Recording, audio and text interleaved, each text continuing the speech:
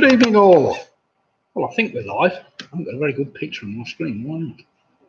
My picture's awful. I know why. Give me a second. I haven't got any lights on, that's why. I'll be back on in a second. Oh, dear.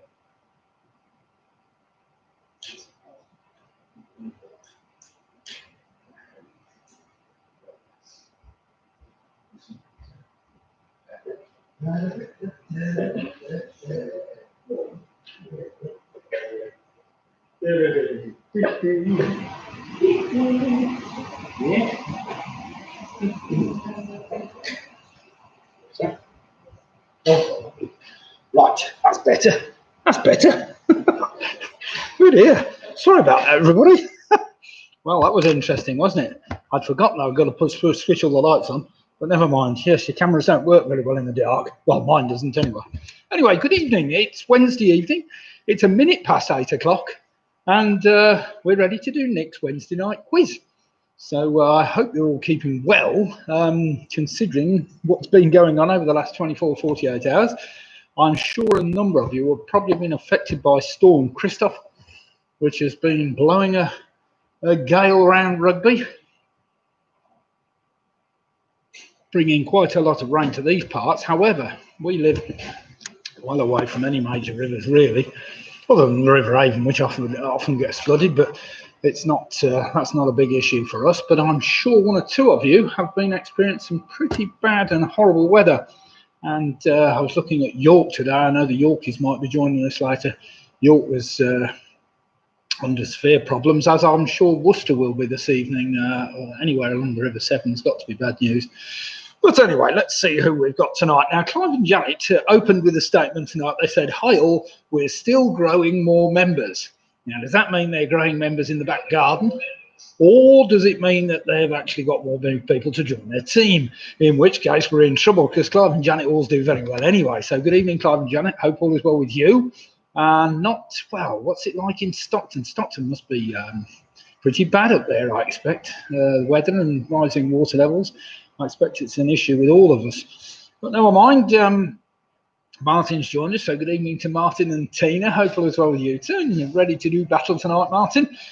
Please just join us. Hi, everybody. Hope you're all having had a good weekend. We did have a good weekend, I think. He said knowingly. The wife and I have been out on our bike twice this week. We went out on Monday and on Tuesday. Did a quick 26 miles, I think, on Monday, and 33 miles, I think, on Tuesday, to keep us fit and healthy and raring to go. Jackie's saying, "Hey, the boobies came first time ever." Excellent, well done, the boobies. Mick and Bev are online. Good evening, Mick. Hope all is well with you and Bev, and I hope Bev had a great birthday. When was Bev's birthday, Ange? Was it today or yes? Tuesday. Where are we today? Wednesday. So I hope she had a lovely birthday anyway, what you could make of it anyway, Mick. So hope you had a great birthday, Bev. Clive and Janet from Stockton said, "Our membership is growing." That's what we like to see. So how many of you in the team now then, Clive, Janet? You'll have to let me know. Are you zooming it to other members of the family or whatever? We'll see. Jackie's joined us. Oh, well, we weren't first. Oh, well, you were nearly first, Jackie. Let's put it like that, but never mind. George has just joined us, as I mentioned earlier. She's saying, "Hello from the Yorkies. We need snorkels over here." Yes, we were watching some news. Right, it was actually on the Central News. They featured something from York this evening. Maybe it was on the BBC News. I don't know. It was showing the river vastly swollen, and it's looking increasingly bad, as we've got some more bad weather coming over the next few hours at least, Georgia. But I'm sure the river levels haven't peaked yet, but we'll see. Right, the Lewises have just joined us. Good evening, Andrew and Jane. Hope all is well with you too. As I mentioned, we went on our bike. We went through sunny Yelvertoft twice in the last 2 days. Zoomed through Yelvertoft, a lovely little village. Jane and Graham have just joined us. They're saying hi from Jane and Graham in Upper Toft. Now, as we know, Lower Toft is underwater. I just wonder whether it's creeping up the village at all. I expect it's pretty bad where you are as well. Never mind. Michelle's just joined us. She said good evening to everyone and hoping you are all well. James, Charlie and Michelle have joined us for tonight's quiz. Now then, tonight we will have 6 usual rounds of, actually, I know what I haven't done, which I just do whilst I think of it. I haven't sent my daughter, who has just arrived, a mail with the quiz. So if you just give me a second, I will just quickly to Lydia. I will just quickly send her a copy of the quiz if I can find it. Subject quiz. Otherwise, she won't be able to put any of the answers up. Insert file. I think that's what we've got to do. If I can find the file. Oh, did I meant to go out the answers. Well, whatever. I always say the wrong thing. Quiz. Where is it? Quiz. 83. That'll do. Right. Send. There. You should have that now, Lydia. Sorry about that. Right, Michelle's just put good evening. Yes. Penny Graham's just joined us. Good evening, Penny. Hope all is well with you. I don't know what the weather's like in Essex, but I think you've had a good drenching as well there as well on the coast. Apparently, you've got some very high winds on the way down by the coast. But James just said, if we get flooded lower Tough, we'll need scuba equipment. I'm sure it will. You must be up the hill. Dylan's just joined us. Good evening, Dylan. Hopeful as well with you. And Mike has just joined us. Good evening, Mike. And Mike, that reminds me, Mike, let's read out last week's scores because you did feature in last week's scores. I hope you notice when I share on Facebook my quiz events, and there's a little bit that I always put in about last week's scores and whatever else. Last Wednesday, we had a tie for first place. We split the difference, and Paula Lewis and the Quizzy Rascals both on 60.5 points, which was an amazing feat. Home Alone 6 were in second place on 59. And then I had our friends from Worcester, Sarah, Russ, Joe, and James on 58, along with Don Quizzotti on 58. Michelle Gibbons and Charlie and James, they were on 57. The famous 5 on 56.5. Mike Yates was also on 56.5, which is why I said it. And Pick and Mix came in at 56. Again, I appear to have one or two scores missing. I don't know why, but never mind. So if your name hasn't come out, you claim to be in the top 3. Don't worry about it. Yes, so Carol's just joined us. So our Cornish Tiger's just joined us here. Good evening, Carol. Hope all is well with you and you're keeping fit and well and raring to go. And John's just joined us. So good evening, John and the gang. I've got a full team tonight, John. Lovely to see you as usual. Famous 5, as I said last week, they were in about 5th place, I think, on 56.5 points. Score to beat tonight. Carol's just said, hi, Nick. Home Alone 6 have all gathered again to be entertained by you this evening. So good evening, Carol. Hope all is well with you and the gang. You're all keeping well. We must, we can't really stop and see you at your house. We whizzed past it twice this week. As I say, on our bicycles, we were out and zipped past. See, you got some jam in the window. What did Carol have in the window the other day, Angela? Can't remember. Jam. Have you been making jam, Carol? Just let me know. Anyway, Angela reckons she'd spotted it in your window or something, or jars of something anyway, maybe. Jams of them. Right, Ian's just joined us. Good evening, Ian. Hope all is well with you. And I did get your joke from earlier. I will have to try and remember and say it tonight. And Latham House Lockdown have also said, morning. Well, that's morning. That's interesting. Good evening to you. What's that? You haven't got the quiz yet? Oh. A minute, I just need to check what I've sent to Lydia. Make sure it's gone again. Oh dear. Hotmail. Sorry, I just need to send something to my daughter. It has come through. Oh, it's just come through. Bit of a delay in that one. Right, let me run through tonight's rounds. We start off in round number 1 with, it's going to be entitled Wednesday the 20th. Wednesday the 20th. Round number 2 is a connections round, Round number 3 is a food and drink round. 10 general knowledge questions on food and drink. Round number 4 is a trivia trail, where the last letter of your first answer is the first letter of your next answer, and so on and so forth. Round number 5 tonight is rhyming numbers. Rhyming numbers 1 to 10. So all the answers rhyme with one number between 1 and 10, and they are not repeated. So if you've got one missing, you might be able to work out what it is. And finally, round number 6 tonight will just be a general trivia round. Just a few topical things to keep us all going. Now then, I was very disappointed this afternoon. I had to pay a repeat of one of the old Chase episodes because of the inauguration of our new esteemed leader in the States, Joe Biden. And it seemed that the BBC, ITV, everybody else, Sky, BBC News 24, they'd all got the inauguration on full stop. And it was the same on all the damn channels. which made it even worse, he said, knowing this. So we had to put up with that from 4 o'clock till 6 o'clock. What's that? I sent you the wrong one now.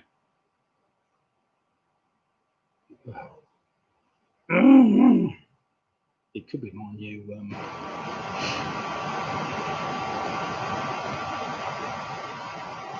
Just give me a second. I'm trying to sort Lydia out and see what I've sent her. Oh, I sent you quiz 83 rather than Corona 83. That's what I've done. Email. Just give me a second. I've got to send Lydia another quiz. I've sent her the wrong one.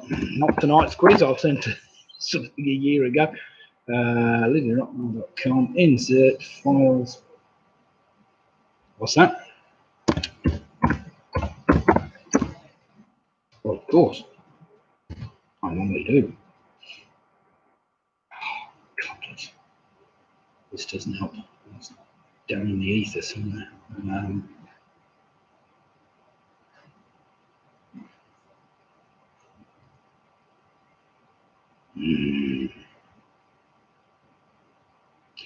Sorry about this. I'm just trying to sort it out. Where the hell is it going?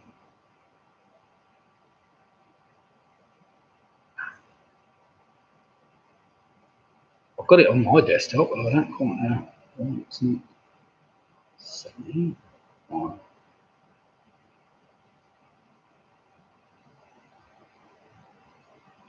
OneDrive personal documents. Seems to be saving my documents in new areas which I never had before. I'm sorry about that. Oh, bother. Ridgeways on Wednesday. Blimey, the Ridgeways have joined us. Good evening, the Ridgeways.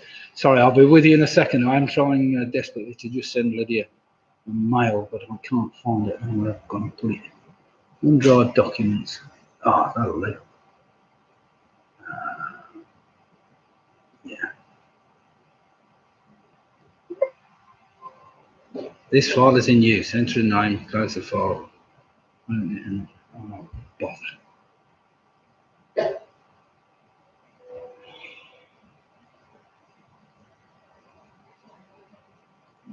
It's very embarrassing because I don't know how to use the new copy of Word. Home.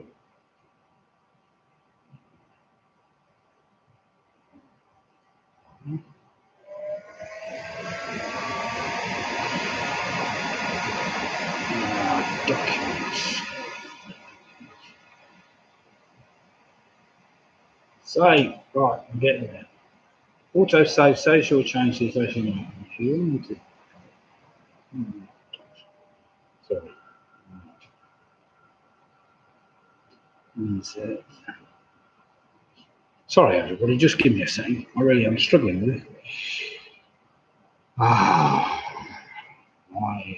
quizzes.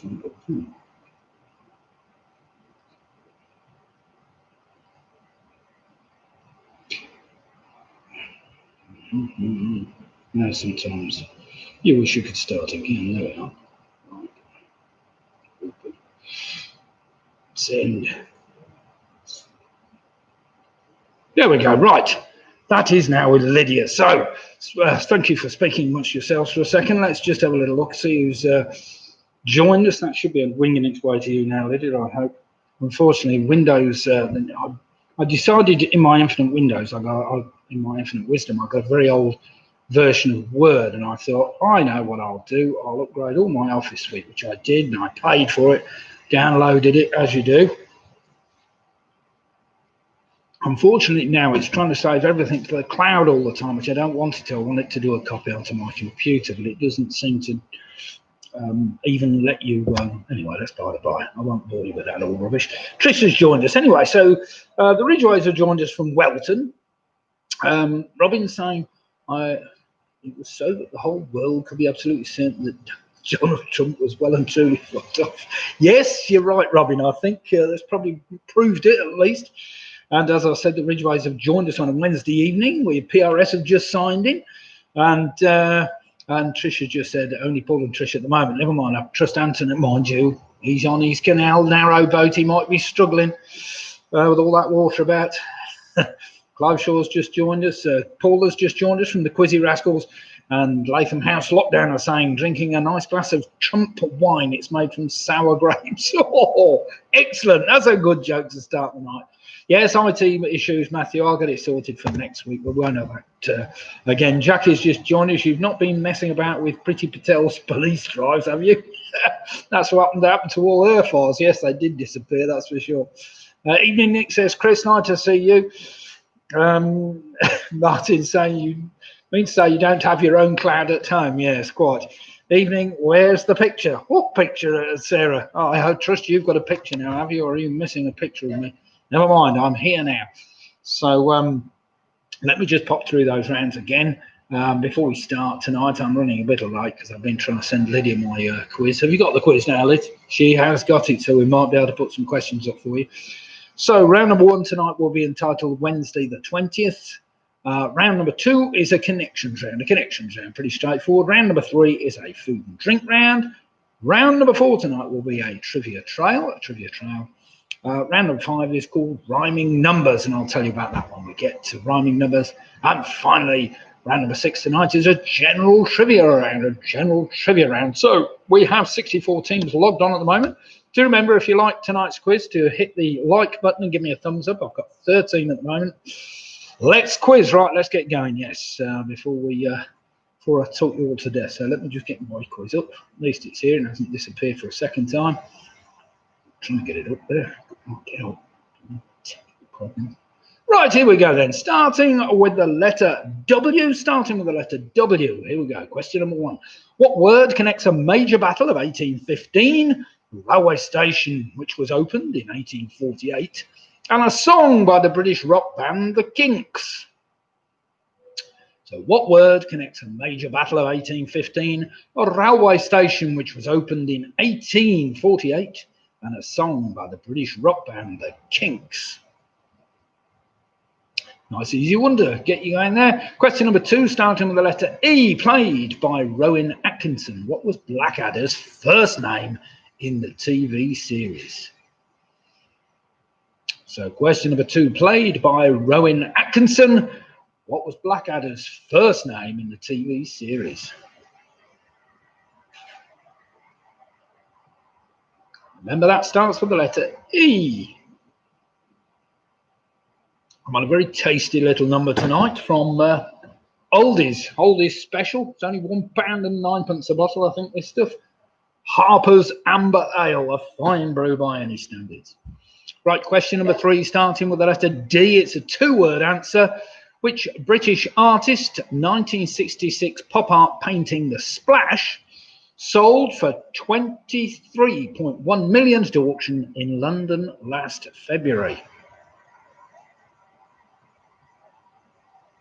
So which British artist's 1966 pop art painting The Splash sold for $23.1 million at auction in London last February? It's a 2-word answer, starting with the letter D. Just think of famous British artists' names starting with a D. There's not many of them.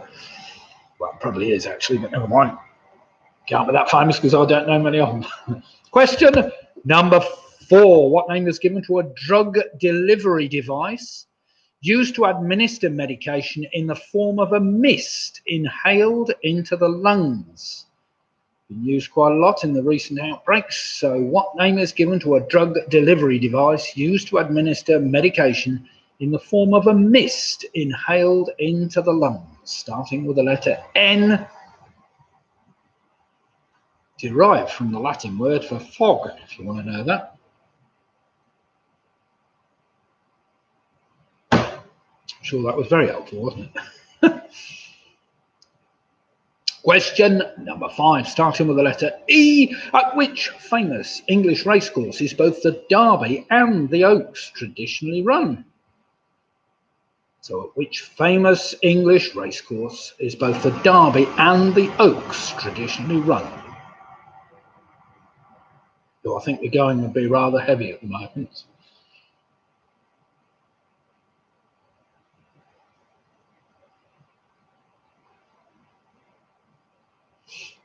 Question number 6, moving from American politics to British politics. Starting with the letter S, during a cabinet reshuffle and after a sensational resignation amid a row with Boris Johnson, who did Rishi Sunak replace as Chancellor of the Exchequer? So two-word answer starting with the letter S. So question 6 again. During a cabinet reshuffle and after a sensational resignation amid a row with Boris Johnson, who did Rishi Sunak replace as Chancellor of the Exchequer? I hope you're all keeping up with these so far. Nothing to trip you up there. Question number 7. What animal's name comes from a term meaning long-tailed old-world rodent, which is noted for its state of semi-hibernation in winter? So what animal's name comes from a term meaning long-tailed old-world rodent, which is noted for its state of semi-hibernation in winter? That starts, of course, with the letter D. It's a one-word answer I'm after, which will help you if you know your rodents.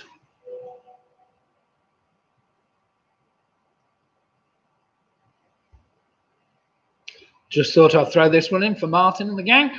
Also the name of the largest moon of Uranus, which William Shakespeare play features Titania, the Queen of the Fairies. So question 8 again, also the name of the largest moon of Uranus, which William Shakespeare play features Titania, the Queen of the Fairies. You know I'll have to throw my favourite planet in sooner or later.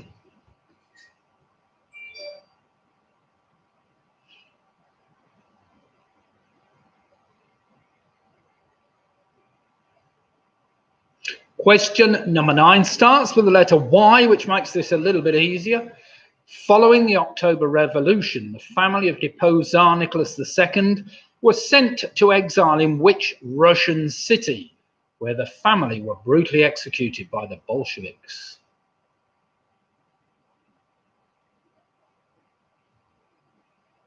It's not an easy word to say, I have to say, let alone spell, but never mind. So question number 9 again. Following the October Revolution, the family of the deposed Tsar Nicholas II was sent to exile in which Russian city, where the family were eventually brutally executed by the Bolsheviks?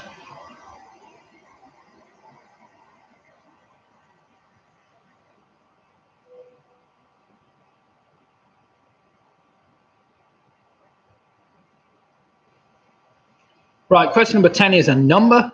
Starts with the number 2. It's a 2-digit number, which will help you. What is the maximum number of knight companions in the Order of Garter? It is also the number of national teams that featured in the FIFA World Cup finals tournaments between 1982 and 1994.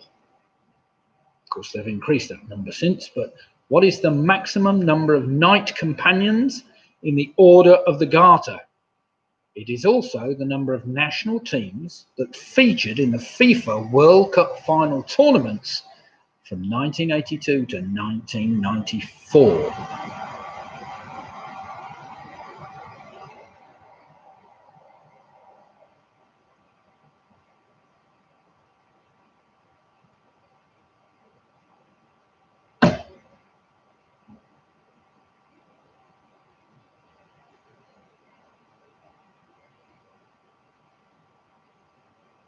Question number 11, dead easy one for you to work out, a little bit of maths. How is the simple fraction 3 over 20 expressed as a decimal number? So how is the simple fraction 3 over 20 expressed as a decimal number? Somebody can work that one out, I'm sure.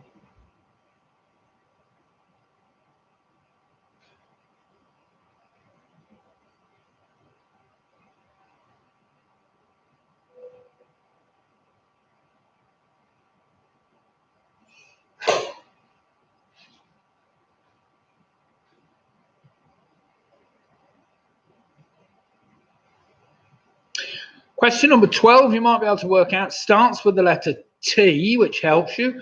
Home to the 19th century Port Arthur penal settlement.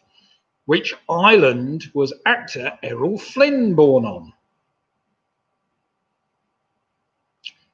So question 12 again, starting with the letter T, home to the 19th century Port Arthur penal settlement. Which island was actor Errol Flynn born on?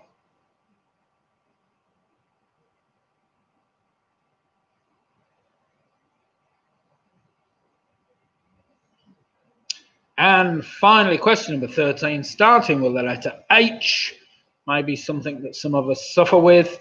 What name is given to a medical condition where part of an organ protrudes through the wall of the cavity in which it normally resides? Oh, the Giffords, yes, we were there this time last year. I do remember seeing a bit about your holiday. Didn't know you'd been there, but yes. Well, what did you go to the penal colony then, Jay? So question 13 again, what name is given to the medical condition where part of an organ protrudes through the wall of a cavity in which it normally resides? And that starts, of course, with the letter H. H for Albert. Right then, everybody, that's the end of round 1. Not convinced you're going to work out, but do get an answer down for all of them, even if you don't know them all. And we'll do some marking after round 1, see how you've all fared with that little lot. I'll just have a quick swig of my marvellous amber ale. Ah, we visited what's left of it. Fantastic. Oh, well, you should get the name of the island then, Shane. It shouldn't be too tricky. Right, then, here we go then. Starting with the letter W, of course, it's Waterloo. I was after that famous battle and station. Rowan Atkinson's first name in Blackadder was Edmund, of course, Edmund Blackadder. Number 3, that artist known for painting the splash was David Hockney. Number 4 is a nebulizer. Number 5 was Epsom, of course, Epsom Downs. Number 6 was Sajid Javid. Sajid Javid. Number 7 was better known as the Dormouse. Number 8, I was after A Midsummer Night's Dream, of course. Number 9 is Yekaterinburg. Yekaterinburg, if you can spell it. Yekaterinburg, where the Bolsheviks killed Tsar Nicholas II's family, a lot of them. Number 10, of course, was 24. Well, they've increased that number, certainly in the FIFA World Cup final since. The simple fraction 3/20 is expressed as 0.15. Number 12 is Tasmania, of course, and number 13 is a hernia. So well done if you managed to get all of those. One or two tricky ones, but I think most people have scored pretty well on that little lot. So let's have some scores in. See how we're all faring after round 1. Yeah, Yekaterinburg, that was a bit tricky. If you've never heard of the place, you'll never know. It's Russia's 4th largest city, apparently. Right, we have him. Lydia P with 12. No, we haven't. That's number 12. Sorry, Martin Davis with 12. Michelle Givers with 12. We've got Yorkers on 11. We've got Phones 5 on 13. Tom Jarrett from Stockton on 13. We've got Mick Roberts on 12. Carol Gaines on 10. We've got Andrew Lewis on 11. Mike Yates is on 12. Split the difference on 13. Ian Miller's on 10. We've got Sarah and our friends from Worcester on 12. We got PRS on 13. Home Alone 6 are on 12. Dylan's on 11. The Giffords are on 12. Penny Graham's moved on to 10. Have we any more scores to come in so far at this early stage? He says no. Paula Lewis and the Quizzy Rascals are on 13. Paula Lewis, hi, Dad. Saying hi, Dad. Oh, that's Paul Lewis, sorry. We've got the Booby Bras Girls with a fantastic 11. Latham House Lockdown on 10. And Leslie Barrett, well done. Sif on 13 points. That's a great score to start you off this evening. Right then, round number 2 tonight is in a connections round. We have 9 questions on general knowledge plus a final question asking for a connection between the previous 9 answers. You might be able to work 1 or 2 of these out, so don't worry if you don't get all of them straight away. All the Ridgeways are on a fantastic 10. Latham I think I've given Latham House Lockdown even also on 10. Right then, here we go. Question number 1. What is the common title of a 1980 album by Queen that features the songs Another One Bites the Dust and Crazy Little Thing Called Love, and a 1997 adventure film starring Michael Douglas as an investment banker and his brother, played by Sean Penn? It's a bit of a long question, but it's in 2 parts. What is the common title of a 1980 album by Queen that features the songs Another One Bites the Dust and Crazy Little Thing Called Love, and a 1997 adventure film starring Michael Douglas as an investment banker and his brother, played by Sean Penn, and a very good film it was. How do you spot a blind man at a nudist beach? It's not hard. Very witty, Ian, very witty. I like that one. Now, if you didn't get that, don't worry, because you might well be able to work out from the rest of the clues. Question number 2. Developed by Gordon Foster, an emeritus professor of statistics at Trinity College, Dublin, what type of item can be identified by using its ISBN?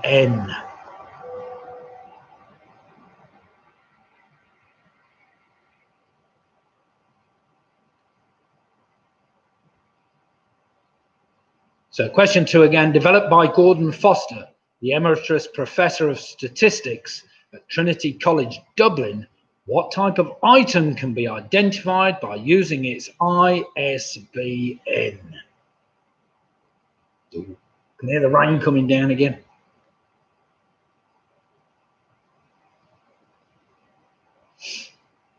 Question number 3.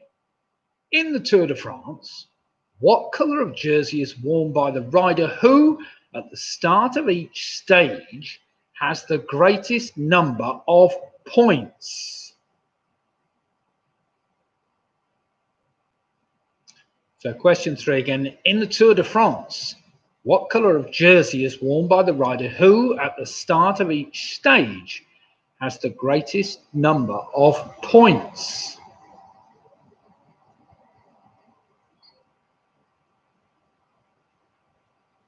Oh yes, beginning to lash down nicely now.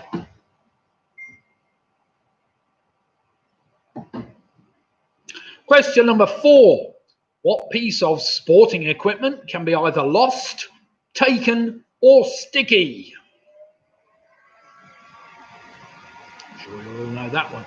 So what piece of sporting equipment can be either lost, taken, or sticky?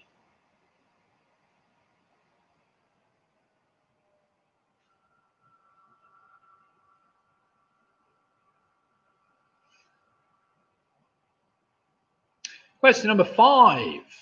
Based on the Great British Bake Off and now in its 6th season, what is the name of the TV show that aims to find Britain's best home sewer?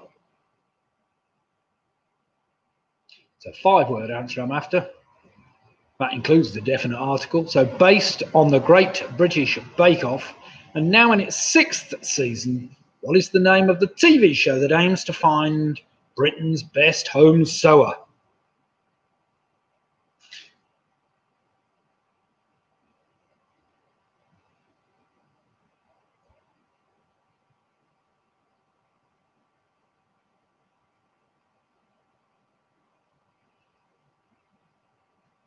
Question number 6. What type of building at Alexandria in Egypt was listed as one of the 7 wonders of the ancient world? So question 6 again. What type of building at Alexandria in Egypt was listed as one of the 7 wonders of the ancient world?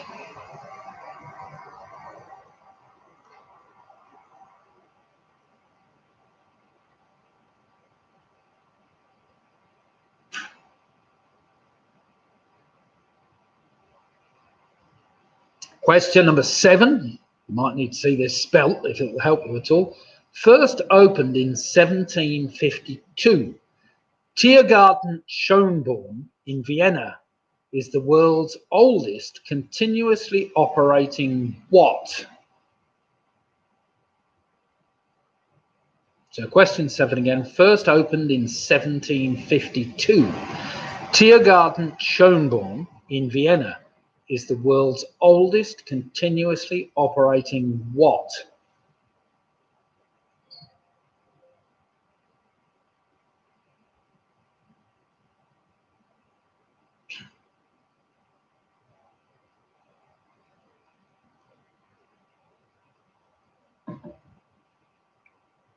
Question number 8.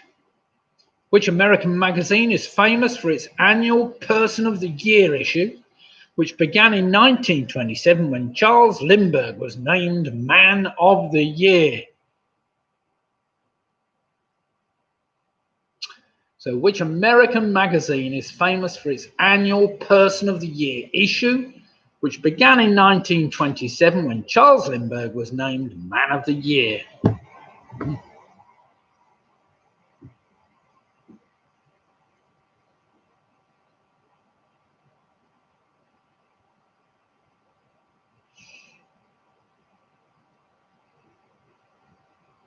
Question number 9, listen carefully. What word is derived from Old Norse, meaning road or path, and originally referred to a gap in a wall or a fence, rather than the modern meaning, which implies the barrier which closes it? It's just a one-word answer I'm after.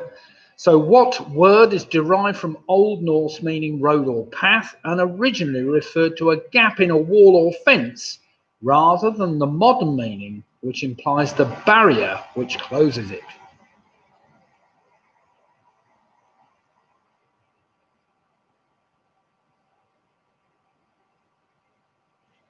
Come on, you can all have a go at that one.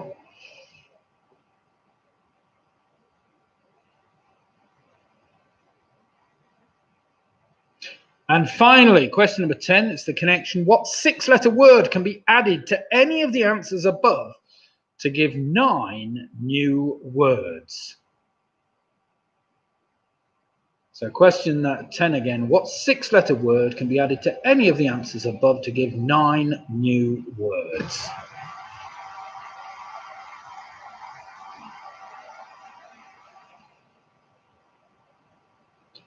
Well, it doesn't actually mean the answers, it means part of the answers in the case of number 5. But you'll get the idea.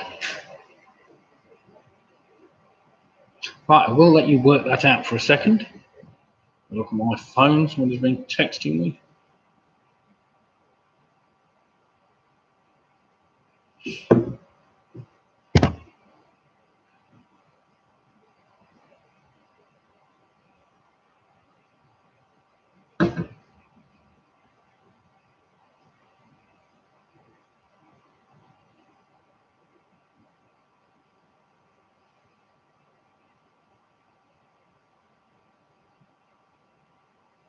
Of course, at this stage, it helps if you can get number 10. It will help you an awful lot with the other the answers. So there we are.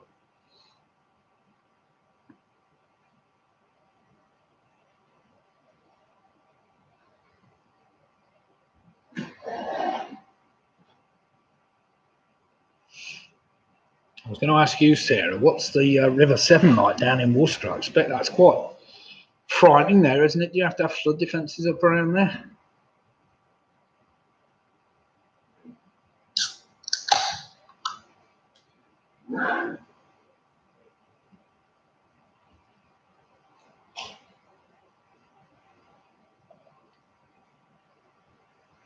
It appears that our beleaguered government has got to deal with quite a lot at the moment.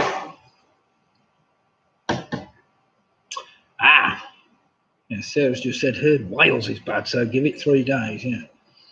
Oh dear. You live up the hill though, don't you? Good. Stay up the hill, that's what I say. Right, do we need any more time? Just put it in the chat column quickly if you think we need any more time to work these out. So I'm after a 6-letter word that you just add to the end of each of the other words. Is that true?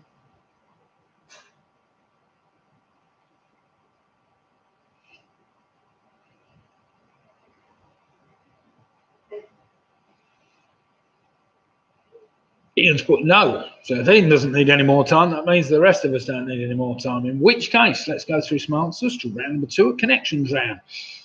We started off the common title of that album by Queen and a film starring Michael Douglas was The Game, and a very good film it was. Number 2, by Gordon Foster. ISBN is the International Standard Book number, so it was a book, of course.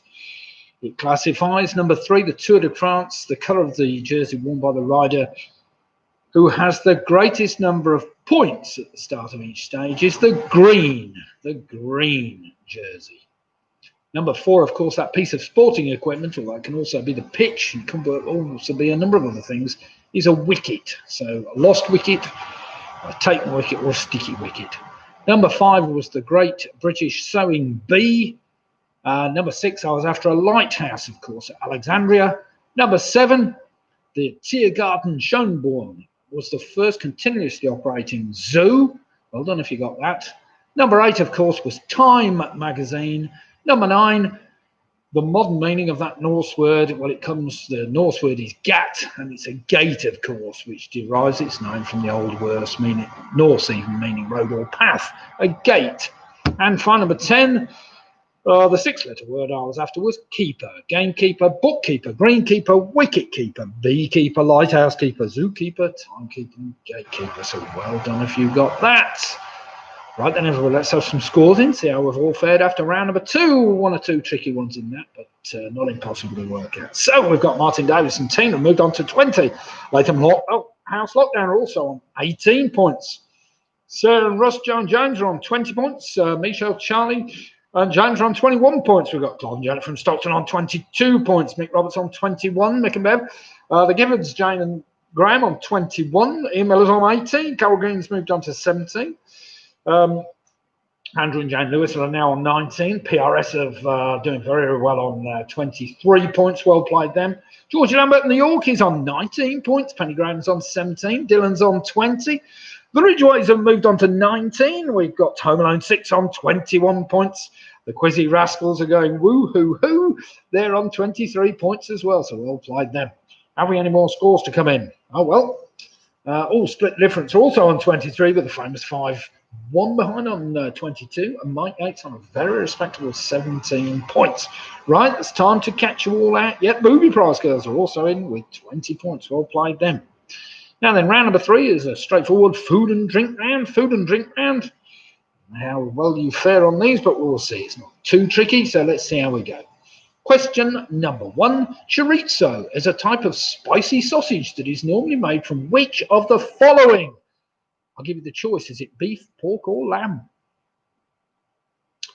So chorizo is a type of spicy sausage that is normally made from which of the following? I'll give you the choice. Is it beef, pork, or lamb? I think we've still got some in our fridge, haven't we?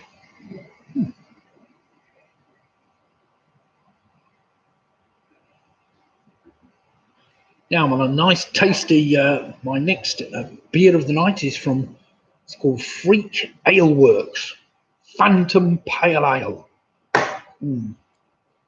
Now that's only 99p a tin from Alders at the moment. Sorry. Question number 2. What confectionery product had the advertising with the has been advertised with the slogan, "The lighter way to enjoy chocolate"? So question number 2, what confectionery product has been advertised with the slogan, "The lighter way to enjoy chocolate"? Oh, Chris Pickard's going with a 22. Well done you, Chris. Well done. Actually, I didn't see Leslie's score. Have you put yours in? Leslie Barrett, where's your score? Come on, get it down. I know you would have got ISBN right.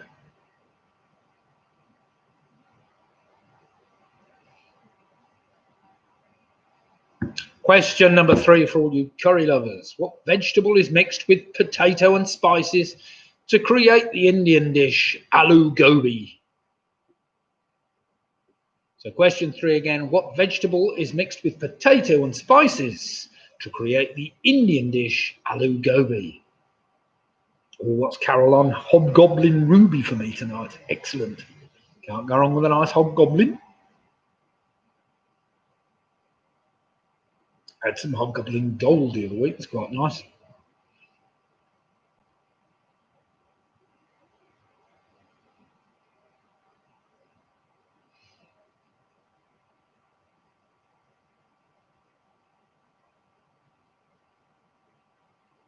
Question number 4. It's an interesting one.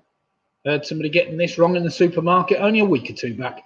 The humble aubergine, found in most supermarkets, is typically used as a vegetable in cooking. However, what is its true botanical definition?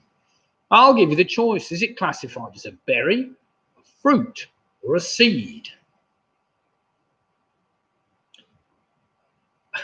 What's he in on? 19 Crimes Chardonnay. Sounds good to me. So question number 4, the humble aubergine found in most supermarkets is typically used as a vegetable in cooking. However, what is its true botanical definition? I'll give you the choice. Is it classified as a berry, a fruit, or a seed? That's an interesting one. I don't think you'll get many bleeps on that one, Ange. You'll have to make your mind up on that.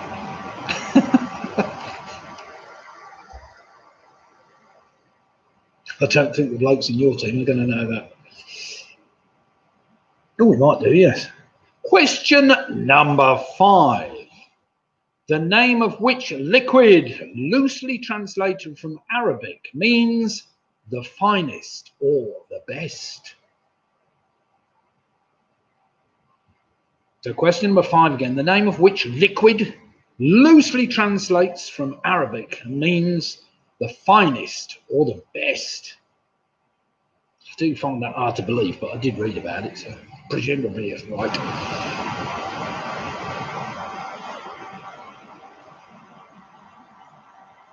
What's that?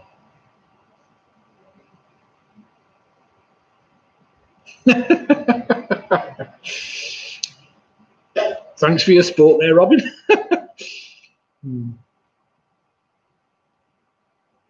I don't think there is any Arabic pronunciation or translation of atomic, but maybe there is some. Question number 6. What type of cheese is traditionally used as a topping on a Neapolitan pizza? So question number 6, dead easy this one. What type of cheese is traditionally used as a topping on a Neapolitan pizza?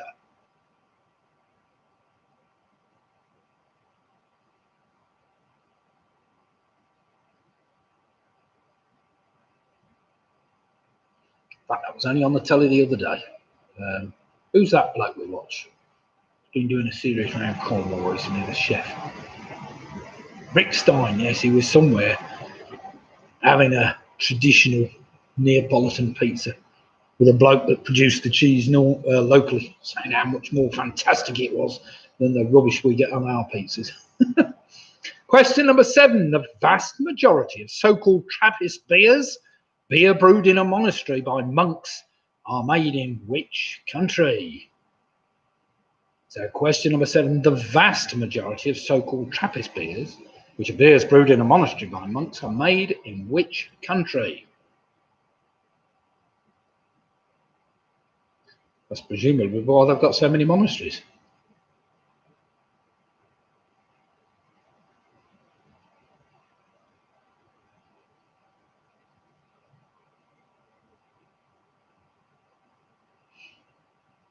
Question number 8. I'm sure you'll work this one out. What dish was renamed Liberty Cabbage in the USA during World War I due to concerns that the American public would not buy food that had a German name? So question 8 again. What dish was renamed Liberty Cabbage in the USA during World War I due to concerns that the American public would not buy food that had a German name?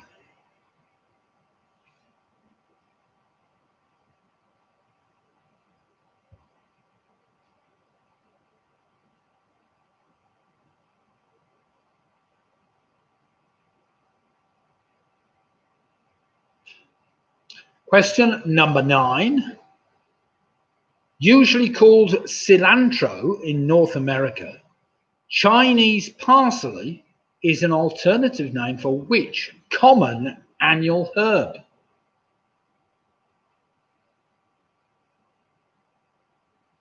So question number 9, usually called cilantro in North America, Chinese parsley is an alternative name for which common annual herb? Cilantro should be capitalized, I suppose.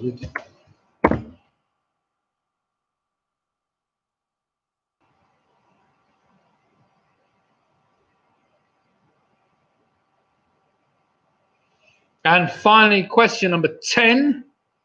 The soft drink Vimto apparently contains the juice of 3 types of fruit. I want you to name any 2 of these for a full point. So the soft drink Vimto apparently contains the juice of 3 types of fruit. Name any 2 of these. And there we have it. That's our food and drink round.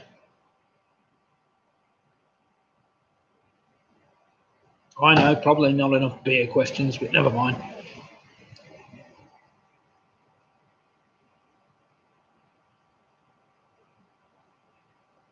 Carol Jackson's Love, Love, Love Vimto. Would you know all 3, Carol?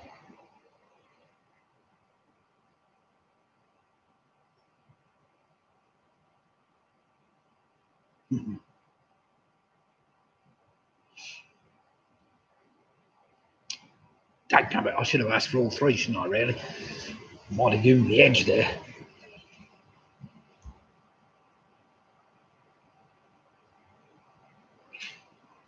Hot or cold? Hot or cold? Okay then, everybody. Let's do some marking after our food and drink round. I don't think anybody needs any longer there. We've got some answers down for all of those, haven't we? Good. So here we go. The answers to round number 3, the food and drink round. Chorizo is a type of pork, normally spicy pork. Number 2, a confectionery product I was after with the slogan, the lighter way to enjoy chocolate, of course, is Maltesers. Number 3, aloo gobi is a blend of potato, spices and cauliflower. Number 4, the humble aubergine is a berry, a botanical definition of a berry. It's quite an interesting one. Number 5, the name of which liquid loosely translates from the Arabic meaning the finest or the best. I said liquid, which might have given it away a bit.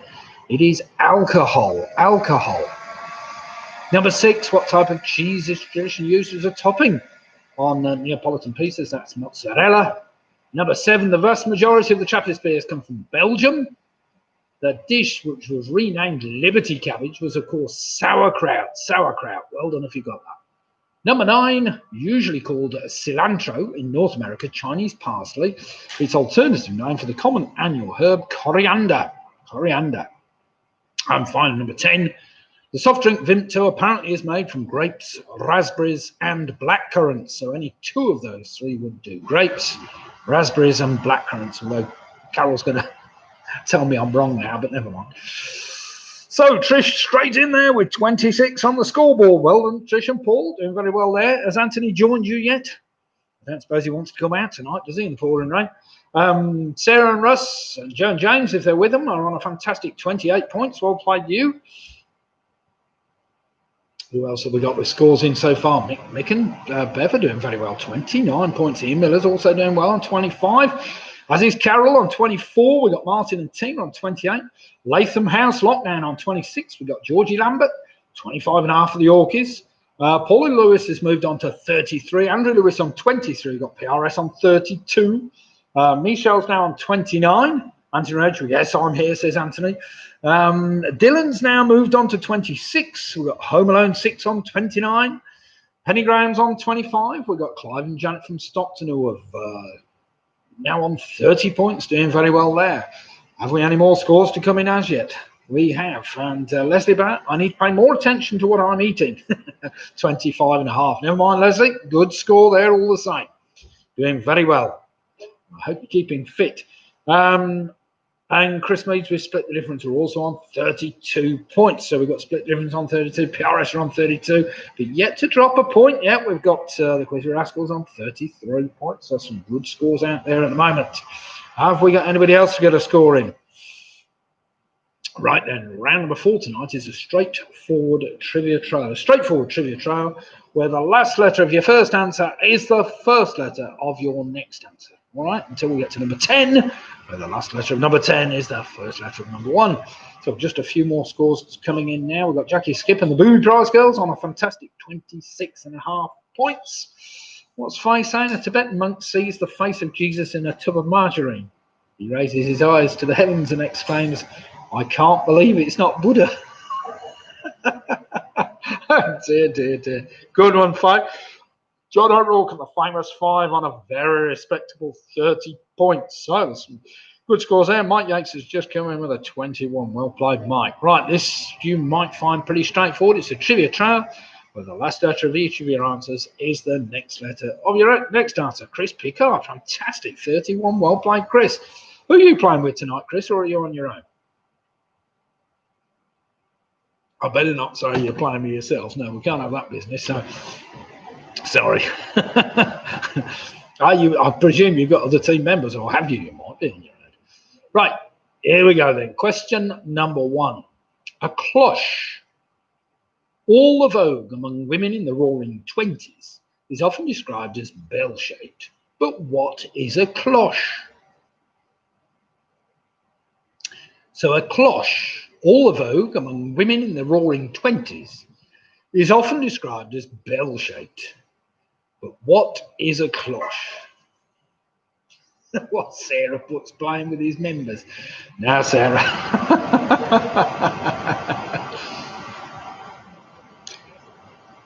Sorry, I'll put everybody else now. That's a one-word answer, that cloche business. Can't find some kind of campanula-shaped object, I suppose. Question number 2. What is an instrument for measuring the rotational speed of a shaft or disc and is as in a motor or other machine? So what is an instrument for measuring the rotational speed of a shaft or disc as in a motor or a machine? It's again a one-word answer, and the first letter of that is the last letter of your previous answer. Right then, question number 3. Take the last letter of your instrument, so to speak, and it's the next, it's the first letter of this one. The birth of which Scottish poet is celebrated on the night of the 25th of January every year? That's an easy one, 2-word answer. So the birth of which Scottish poet is celebrated on the night of the 25th of January every year?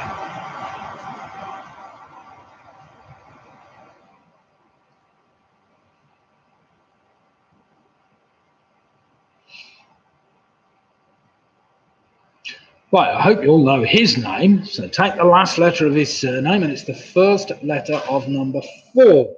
Bit of a legal beagle on this. What is the alternative name for a witness summons issued by a government agency, most often a court, to compel testimony by a witness? So question 4, what is the alternative name for a witness summons issued by a government agency, most often a court, to compel testimony by a witness? It's just a one-word answer I'm after.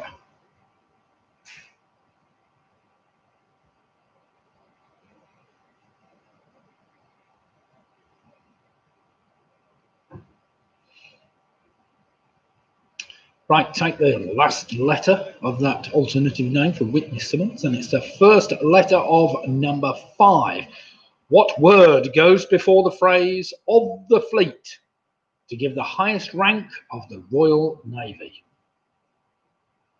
So question number 5, what word goes before the phrase "of the fleet" to give the highest rank of the Royal Navy?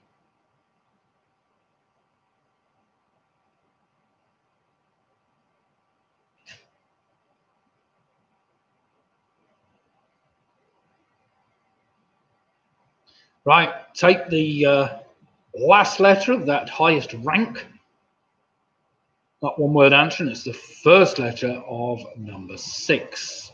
So question number 6, by what name was the Russian city that is now called St. Petersburg known as between 1924 and 1991? So question number 6 again. By what name was the Russian city that is now called St. Petersburg known between 1924 and 1991?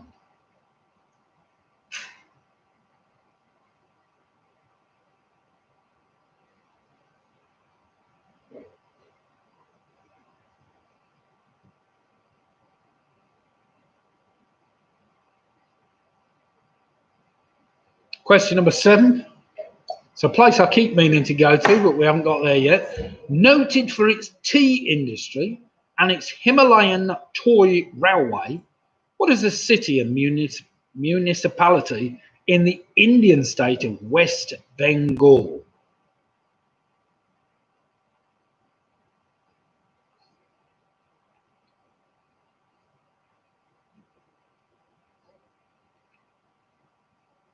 So question number 7, noted for its tea industry and its Himalayan toy railway, what is the city and a municipality in the Indian state of West Bengal?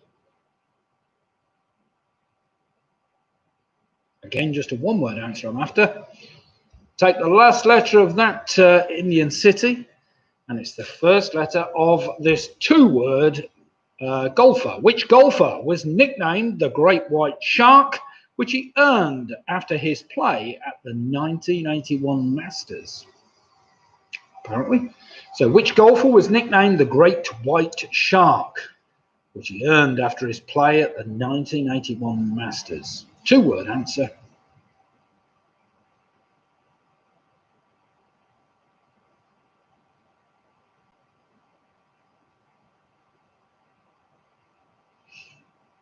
Take the last letter of that golfer, and it's the first letter of this one-word answer. According to the title of a 2003 film, who is a young clownfish who lives with his father Marlin in an anemone in the Great Barrier Reef? So question 9 again. According to the title of a 2003 film, who is a young clownfish who lives with his father Marlin in an anemone in the Great Barrier Reef?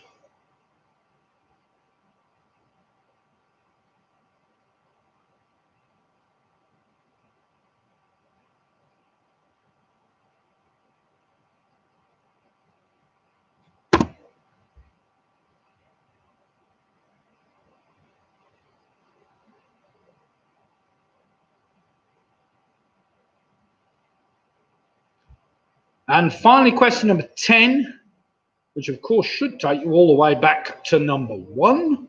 Question number 10, which bird's eggs on average are 15 centimetres long, 13 centimetres wide, and weigh a whopping 1.4 kilograms? That's quite hefty. So question 10 again, which bird's eggs on average are 15 centimetres long, 13 centimetres wide, and weigh a whopping 1.4 kilograms? The last letter of that bird's egg, or the bird I'm after, will take you back to number 1 if you're lucky.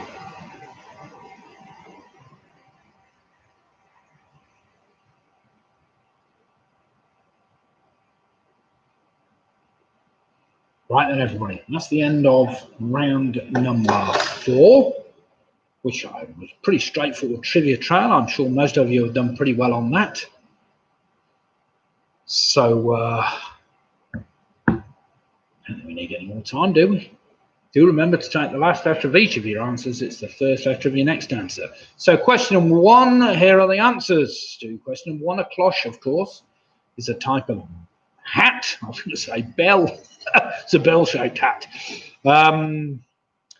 That gave you the T for a tachometer, that instrument for measuring rotational speed or speed of a motor. That gave you the R for Robert Burns, of course, which gave you the S. That was a bit tricky for a subpoena, that government-issued summons. That gave you an A for an Admiral of the Fleet, which in turn gave you the L for the city of Leningrad. That in turn gave you the D for Darjeeling, that other city. I gave you the G for Greg Norman, the Great White Shark, which in turn gave you the N for Nemo, of course. That gave you the O for an ostrich, of course, the egg. What's that? Faye's just put Frank from Pressgang has eaten one of those. The egg, blimey, has he really? Well, I suppose, yes, you can get ostrich meat in the UK now, so presumably you can get some eggs, and they must sell quite well. So, anyway, I wonder what they sell for an ostrich egg. There's a big meal in that, isn't it? You make a good scramble out of that. Right, Martin and Tina on 38 points. Ian Miller's now on 32. We've got Home Alone 6 moved on to a fantastic 39 points. Sarah, Russ, Joe and James are on 38. We've got Mick and Bev on 39. We've got Michelle, Charlie and the other one. James, sorry, on 38. We've got Clive and Janet from Stockton on 40 points. Carol Green, that's better, 10, making on 34. Dylan's on 35. Well played, Dylan. Mike Yates moved on to 31. PRS have moved on to 42 points. The Yorkies now have moved on to a very respectable 34.5 points. Andrew and Jane are on 33 points. We've got Famous 5 on 40 points. Well played, them. Quizzy Rascals have moved on to 43. Eat me. Well, Penny Graham on 34. We've got the Giffords now on 37, representing Upper Toft tonight. The Ridgeways are on 36. Faye was saying about £8 apparently. What for one egg? I suppose they've got a uniqueness, haven't they? I suppose, but yeah, well, that's fair enough. You'd make a big omelette out of one of those, wouldn't you? Latham House Lockdown on 36 points. So well played down. One or two more scores to come in. Ladies and gentlemen, do feel free to put them on, and we'll say have all fared. Come on, Chris, I need your score on there, as I do Leslie, as I do Mike, is it? Yes, there's a few more to come. Oh, no, I've got Mike's score. Right then, round number 5 tonight is entitled Rhyming Pairs. Rhyming Pairs. Took me a little while to do this one, but I quite like this one. You know, I love my rhyming rounds. They all rhyme so accurately. The wife pulls her hair out every time. Now then, rhyming numbers, okay? Numbers 1 to 10, and they only appear once. They only appear once. So what I need you to do is to answer the question, and you'll get half a point for the correct answer, half a point for the number that it rhymes with, surprisingly. So we've got, one minute, Latham House Lockdown on 36, Split Difference on 42. We've got Leslie Barrett on 35.5. Booby Prize Girls are on 36.5. So some good scores in there. Right then, do we understand what we're doing? Now, none of the numbers are repeated, so you will only get 1 to 10 once, if that makes any sense. So you get 1 or 2 or 3 and 4. You get the idea. Round 5. Entitled Rhyming Numbers. All right, question number 1. Listen carefully. What name was given to the overthrow of an existing government, typically referring to an illegal, unconstitutional seizure of power by a dictator? Chris Picard's put 41 on my own. That is a good score. Well played, Chris. Well, I think you'll do all right this. Do remember, 2 answers you need to write down. You need to write down the answer to the question and the number which it rhymes with. So, of course, all of these are going to be one-word answers, surely. Yes, surely. Yes, they are, surprisingly. So, question 1 again. What name is given to the overthrow of an existing government, typically referring to an illegal, unconstitutional seizure of power by a dictator? And nothing rhymes with Trump, so it can't be anything to do with Trump.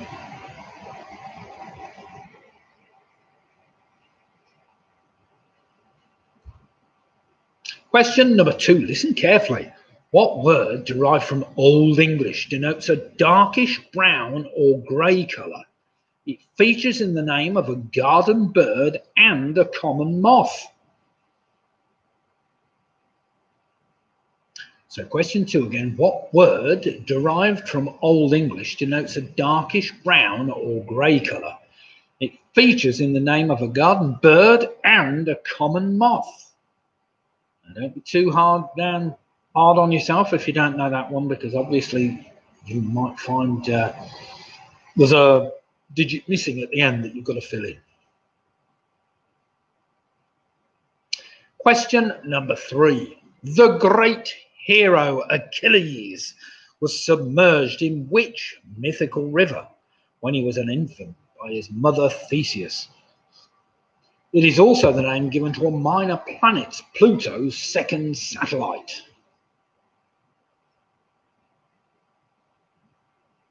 So question number 3 again. The great hero Achilles was submerged in which mythical river when he was an infant by his mother Theseus? It is also the name given to the minor planet Pluto's second satellite. Thetis is his. Thetis. His mother. All right. Getting mixed up with somebody else.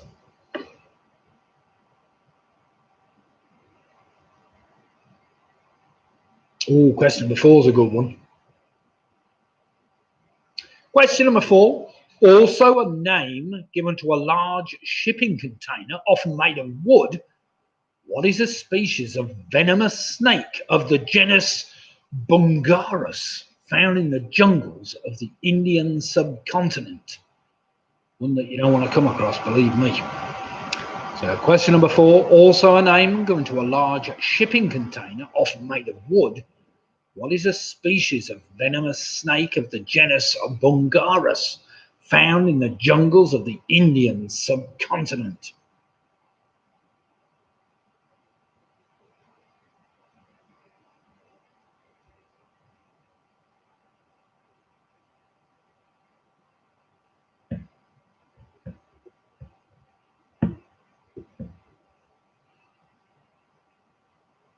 Well, question number 5, Anthony Ridgwell, I'll get this now. He's become a marine engineer, no problem. What name is given to a series of ridges or teeth on a drive shaft that mesh with grooves in a mating piece to transfer torque?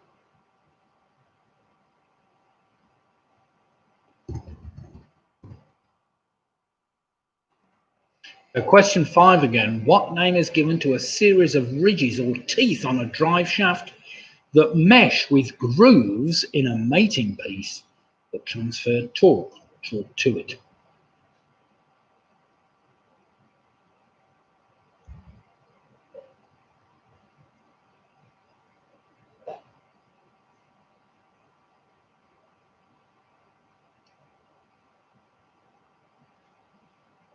Now, we're all faring so far.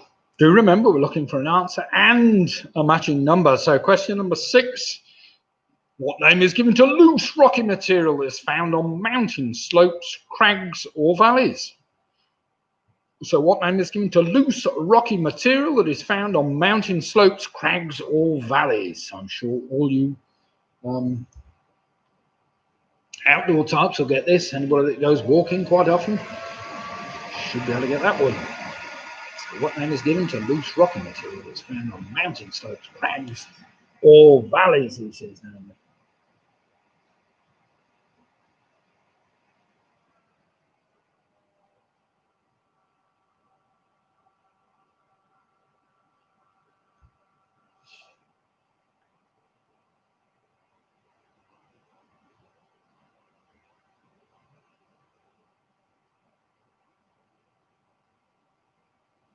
Question number 7, tricky one. What one word is used to denote the number 10 million and is equal to 100 lakhs in the Indian numbering system? You've got to have been to India to know this one. Well, maybe not. So what one word is used to denote the number 10 million and is equal to 100 lakhs in the Indian numbering system?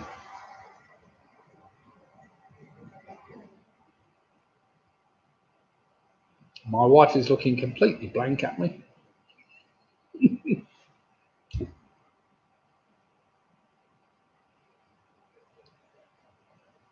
Well, to be fair, I've never had 10 million of anything, so...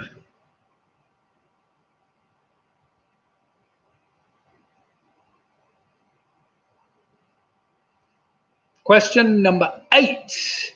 In which county would you find Crapstone, a pretty village in the southwest of England, which found fame in 2007 when its name featured in the RAC's television commercial starring Vinnie Jones?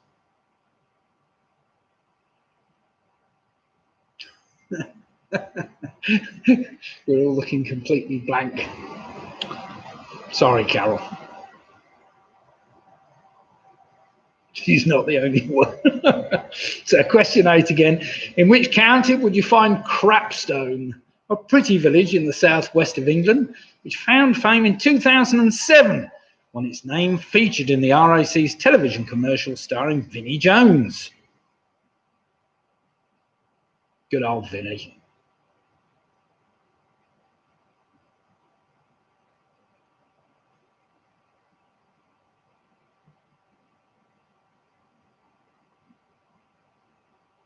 Question number 9. Some of you might have this in your home even.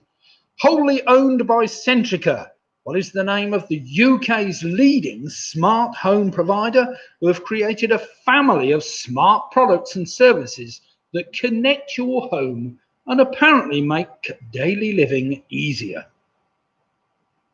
I know my son's got these thermostats in his house.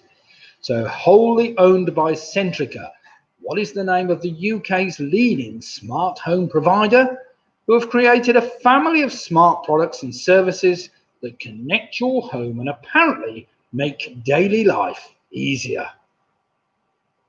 Daily living easier. Do remember, all these are just one-word answers, and they've got to rhyme with a number of some description.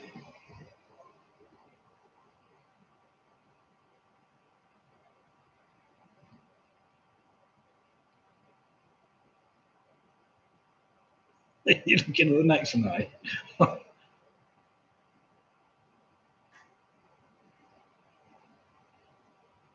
And finally, question number 10 for all you bird lovers. What is a family of mostly small brown passerine birds in the New World family Troglodytae? They're especially noted for their loud and often complex songs.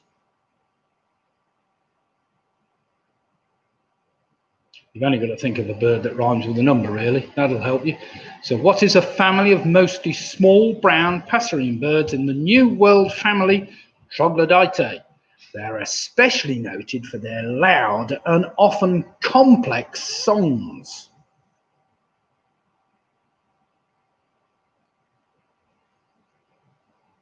Now then, some of those you'll be able to work out backwards by just coming up with a number to rhyme with the answer, I hope. So we'll see how you get on. Not the 10 easiest ones there, but as we've got some teams that haven't dropped a point yet, well, at least we've got to try to take a point off them at least.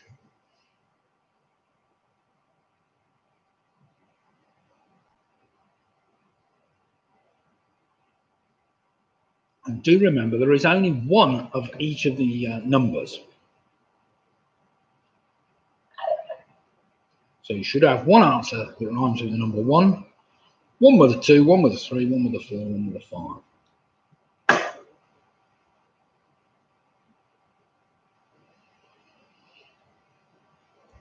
Now, the last round tonight is entitled, well, it will be entitled when we get there, just general trivia, where I will give you 10 general trivia questions, and we'll see how you fare with those.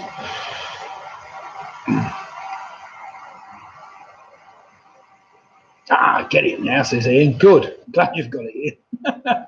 So there's 2 answers to each of those questions, Ian.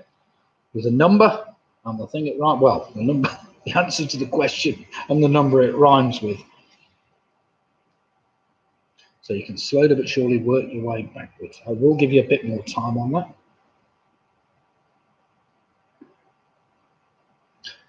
In the meantime, I'll have a quick look at my jabometer on my phone, see how many jabs we've had in the UK now. Apparently we're up to 4.6 million jabs now have been administered in the United Kingdom. I don't know what percentage that is, but if there are 66 million people in the UK, plus a few people we don't know about, it's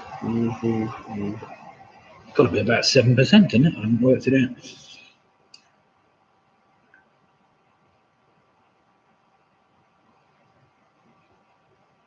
I see that Mr. Trump pardoned an awful lot of people this afternoon as well. An attempt to gain favour, I suppose. It was only last week he sent 1 or 2 to the gallows, wasn't it? Dear God.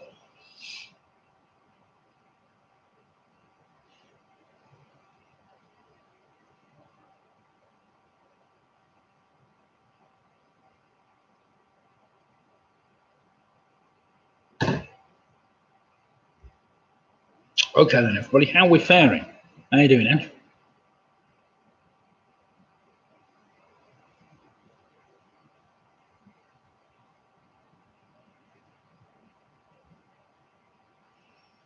How's everybody doing? Yes, you're right, Robin. It was like he was giving me out nitrogen. You're quite right. I mean, that blooming Steve Bannon, for instance, I think they'd done him for fraud, and it wasn't just a little bit, it was millions of pounds worth of fraud he was done for. They put him away, and of course he was one of his allies, one of his friends, wasn't he? So perhaps he's trying to call in a favour there. I'll get you out of prison. You give me a few million quid. Dear. All right, Clive, I do, yes. Clive's just saying, Trump pardoned fewer than any except Bush. Well, fair play. He knew which ones to pardon, though, didn't he, I suppose? Pinot and mini eggs bar tonight. That sounds nice, eh? Right then, everybody, how are we faring? Do we need any more time? Just let me know, or can we go straight away? Someone's just...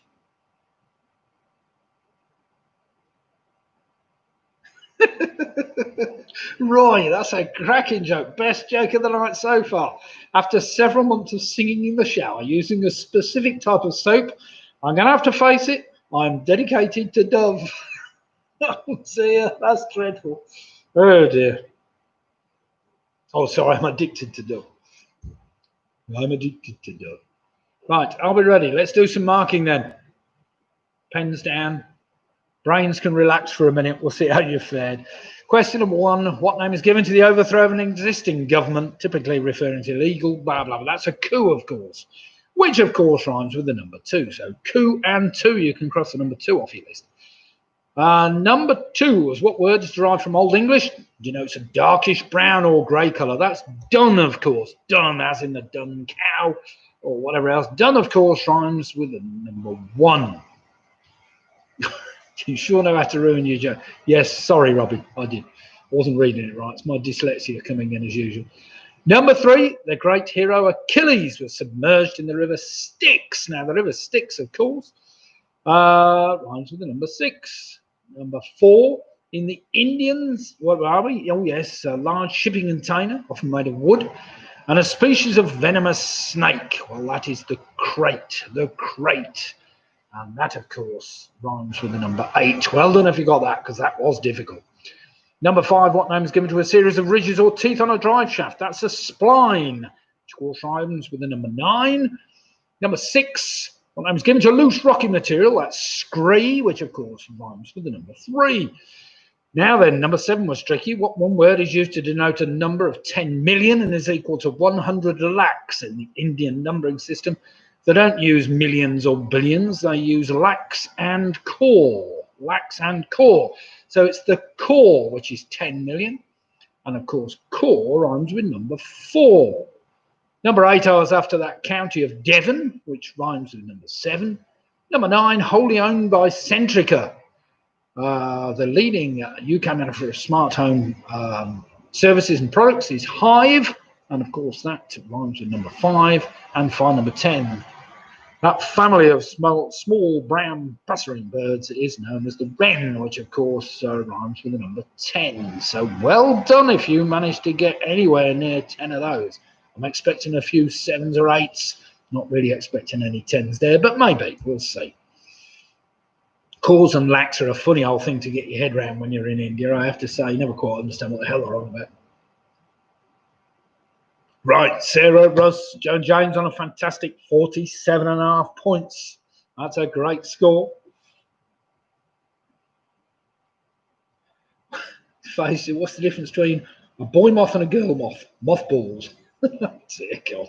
Right, Mick and Bev on 46. We've got Carol Green on 40. The Gibbons moved on to 46.5. Martin and Ting on 45. We've got Mick Roberts on 46 again. Oh, he's Michelle, Charlie James are on 47. We've got Famous 5 on 49 points. Sandra and Jane Lewis are on 42. The Ridgeways have moved on to 45.5. Mark Yates is now on 41. Ian Miller on 34 points. Penny Graham's on 40. Dylan's also on 40 points. And the Yorkies are also on, well, they're on 40.5 points. So I'll play the Yorkies. Latham House Lockdown are on 44.5. We've got Clive and Janet from Stockton on 48.5. Home Alone 6 are on 48. Leslie Barrett's moved on to 40. 5.5. Paula Lewis and the Quizzy Rascals are now on 52. That's a great score. Well played then.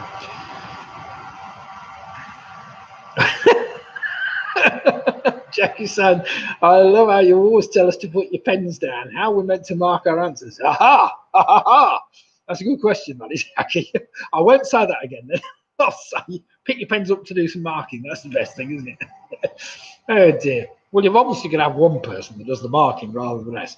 And split the difference on 42. And we've got PRS on 51.5 points. It's all getting very close before we go into this last round tonight. So then, well played everybody so far. There's been some interesting questions in there, which I'm sure have tested your knowledge tonight. But 1 or 2 easy rounds, and that last round was a bit tricky, but never mind. Yes, cause and lakhs, very interesting numbering system in India, but never mind. Right, and round number 6 is entitled a general trivia round. So before I go on to that, have we got any more scores coming in? The Booby Prize girls are on 45.5. Well played them. They're doing very well. Chris, what are you on tonight, Chris? So managing anything in that round? That was a bit of a tricky round, but never mind.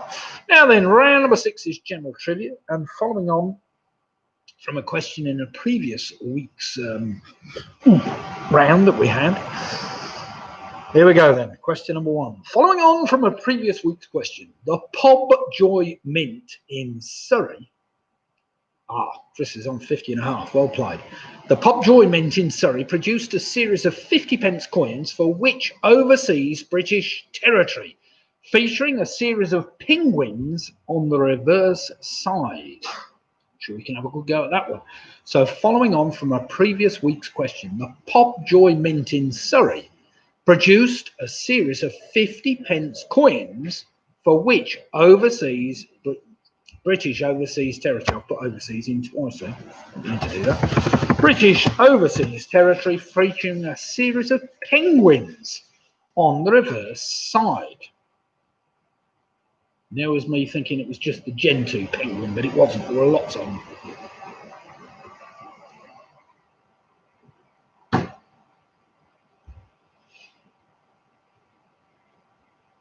So we're just looking for the name of a British overseas territory that's likely to feature a series of penguins on the reverse side. Question number 2. This is a good one. So all modern men should know this one. The symbol on a clothing label that means do not bleach features a cross through what shape? I'll give you the choice. Is it a square, a circle, or a triangle?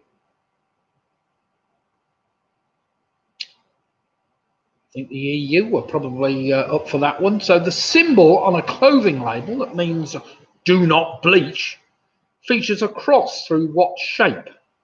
I'll give you the choice. Is it a square, a circle, or a triangle? These are areas, of course, we've left the European Union, we can come up with our own ideas, can't we? We don't have to have squares or circles.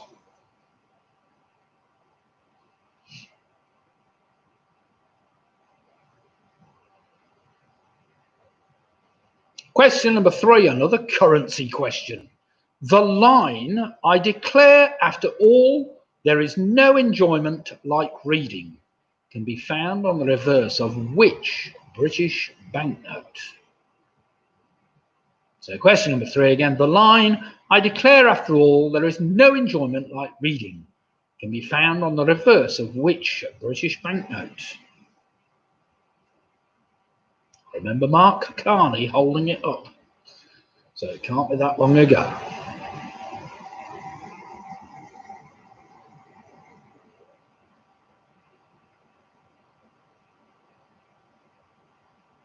Is that rain or a plane? Can you see exactly? Question number 4. In which sport could you find the corridor of uncertainty? It's a phrase that was apparently first used in commentary from about 1990. So question 4 again. In which sport could you find the corridor of uncertainty? It's a phrase that was apparently first used in commentary from about 1990. Which one?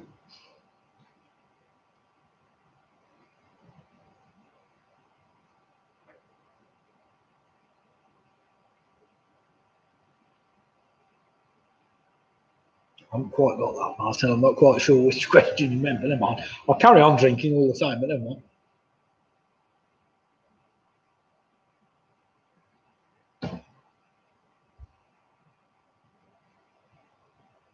Question number 5. What is a fictional island off the west coast of Ireland which serves as the primary setting for a famous Channel 4 sitcom? Ah, that's what you want.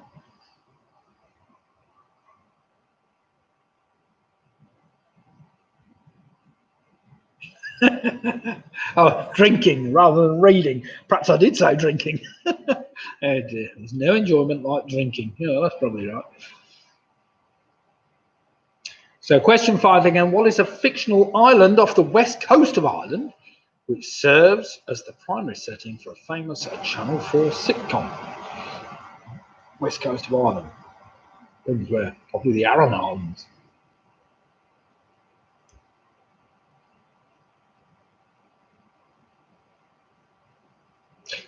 Question number 6. Something we haven't really been able to go to this year, but never mind. The muddled and confused Baron Hardup is the father of the title character in which famous pantomime? So the muddled and confused Baron Hardup is the father of the title character in which famous pantomime?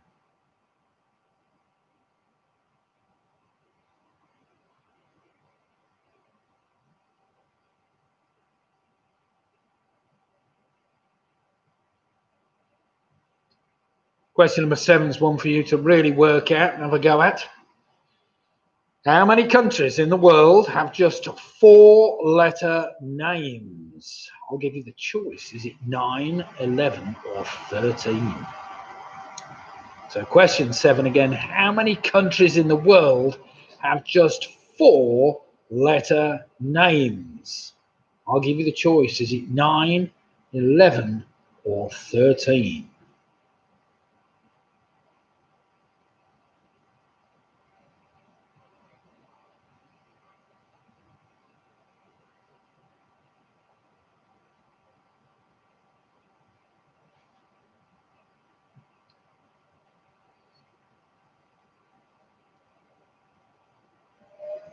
I'll let you write a few down and then have a think about that one, see whether you can figure it out.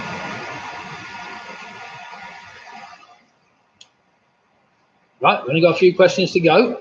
Then you please be pleased. Well, what's the time? Oh, it's only 9:30. Plenty of time left yet. Question number 8 for all you lovers of Trivia Pursuit. How many colours of the rainbow appeared in the 6 colours used as pieces of pie in the original game of Trivial Pursuit? So question number 8 again. How many colours of the rainbow appear in the 6 colours used as pieces of pie in the original game of Trivial Pursuit? What are you giggling at, you lot?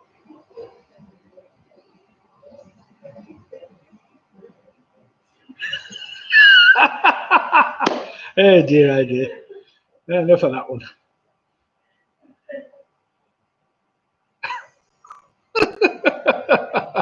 Oh dear. The wife's suggesting that she replays my videos at night to help her to go to sleep. Now that is cruel. That is so cruel. She said the sound of my voice is sending her to sleep. Oh, well, that's fair enough. Good old wives, eh? What are they there for? God dear. Question number 9, penultimate question for tonight. According to the old proverb, what is paved with good intentions? So question 9 again. According to the old proverb, what is paved with good intentions?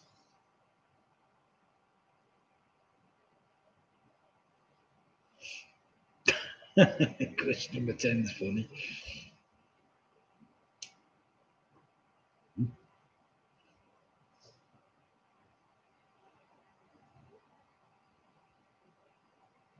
And finally, question number 10. Here we are. Tonight's final question. Typically eaten with blue Vinny cheese.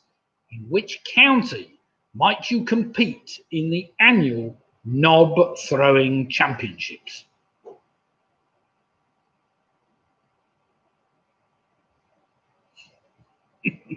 So question number 10 again. Typically eaten with blue Vinny cheese. In which county might you compete in the annual knob throwing championships? Although I'm not suggesting you know anything about that, you'll be able to look it up on Google as soon as the quiz is over. You'll be able to have a look at that.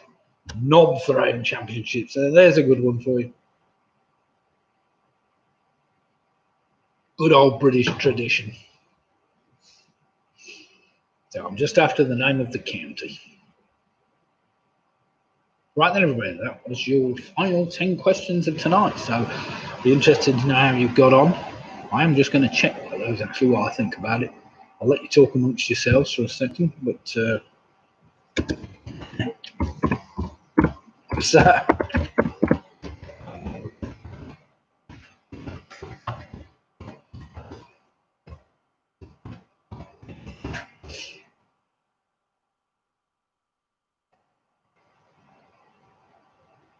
I wouldn't recommend putting that in Google. Well, that's fair enough.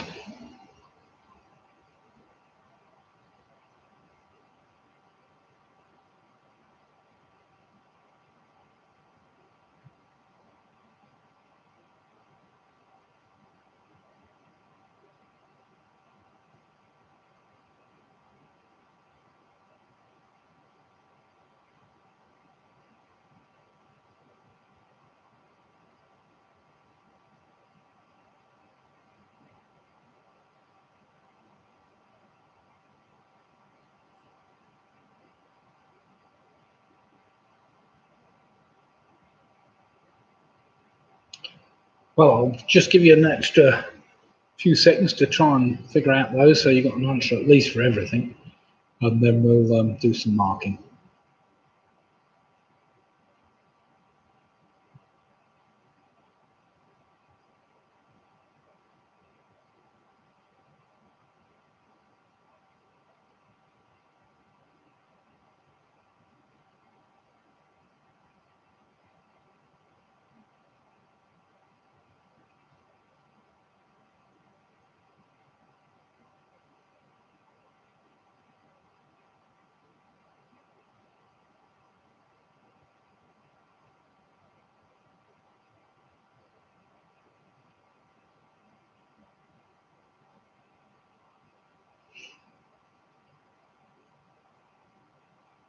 Okay then, everybody. All ready? We'll do some marking. Let's see who tonight's winners are or not. Do remember, if you've enjoyed tonight's quiz, even if it has been a bit tough for you all, but never mind, do give me a quick thumbs up and a like, and do feel free to subscribe to my YouTube channel if you already haven't. Got a few more recent people joining, slowly but surely the figure's going up, so do feel free to either hit the like button or just hit the subscribe button as well. Right then, let's just go through the previous 10 answers and see how you've fared. Right then, following on from a previous question about the Pub Joy Mint in Surrey, which produces coins for overseas territories, the 50p coins that featured a series of penguins on the reverse side were the Falkland Islands. The Falkland Islands. Well done if you got that. Number 2, the symbol on a clothing label that means do not bleach features a cross through a triangle. A cross through a triangle. There you go, you're supposed to remember that. I have no idea. I'm hard enough figuring out what buttons and knobs there are on the washing machine, let alone anything else. Question number 3. I declare after all there is no enjoyment like reading. That came from Pride and Prejudice, apparently, and of course it's on the reverse of the £10 note. Jane Austen on it. Number 4, in which sport would you find the corridor of uncertainty? That again is in cricket. In cricket. Number 5 was Craggy Island, as in the sitcom Father Ted, of course. Number 6, Muddle the Confused Baron Hardup, is in the famous pantomime Cinderella. Number 7, how many countries in the world have just 4-letter names? I gave you the choice, was it 9, 11 or 13? There are 11. 11. Chad, Cuba, Fiji, Iran, Iraq, Laos, Mali, Niue, Oman, Peru, and Togo, apparently. Number 4, how many colours of the rainbow appeared in the 6 colours used in the pieces of pie in the original game of Trivial Pursuit, which of course came from Canada, as we all know? There were 4. There was yellow, green, blue, and orange, all of which appear in the colours of the rainbow. Number 9, according to the old proverb, what is paved with good intentions? That's the road to hell. And finally, number 10, typically eaten with blue Vinny cheese. That gave it away a bit because that comes from Dorset, the annual knob throwing championships. Apparently, Cornish knobs are little biscuits, which are particularly good with cheese, apparently, been in mind. And they were a favourite, apparently, of Thomas Hardy. There we have it. That would have really given it away, wouldn't it? So I didn't bother putting that in. I put blue Vinny in instead, just to try and test you a bit more. Right then, everybody, let's have some final scores in and see how we've all fared. Do remember, we will be doing a quiz on Sunday night, same time. We will be up to quiz number 84 on Sunday. And it is great to see so many people. We had 64 people taking part tonight, which is a very good for a Wednesday night. And we're approaching 80s odds on a Sunday. So do feel free to come and join us on a Sunday. And there's even more chance of not winning because there are more teams. But here we go. Home Alone 6 on a fantastic 58 points. Well played, Carol and the gang. I hope that's a cracking score. You can't go wrong with that. Martin and Tina on 51. We've got Carol Green on 48. Well played, Carol. Andrew and Jane Lewis on 51. Well played them. Mick and Bev on 56. That's a great score for you two. The Ridgeways end up on 53.5. Well played, the Ridgeways. PRS 61.5 points. Well played, Matthew, Claire, and Robin. Dylan's on 46. We've got Michelle and James and Charlie on 57. Mike Yates has ended up on 48 points. Oh, it's just gone off my screen. Ian's ended up on 40. Well played, Ian. Sarah and the gang. Sarah, Russ, John James. Well, I hope the weather holds out for you, and I hope you don't get too flooding in Worcester, but I'm sure you will.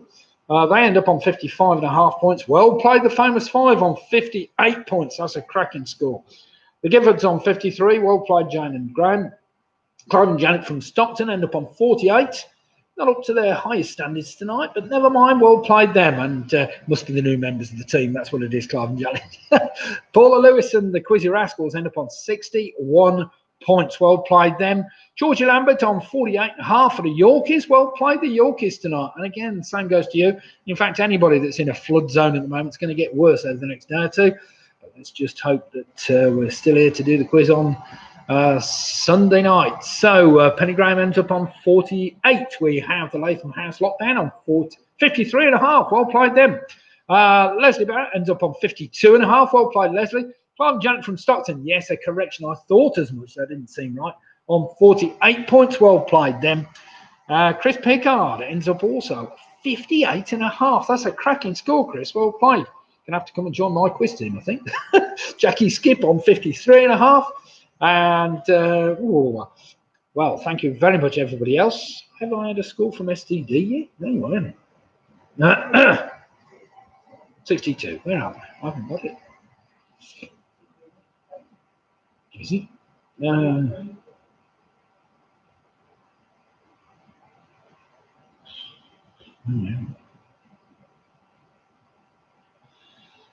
Anyway, well, thanks everybody for. Oh yes, no, it's down there. No, it's right down the bottom. So split the difference. It looks like split the difference of 1 tonight on 62 points. So congratulations to them.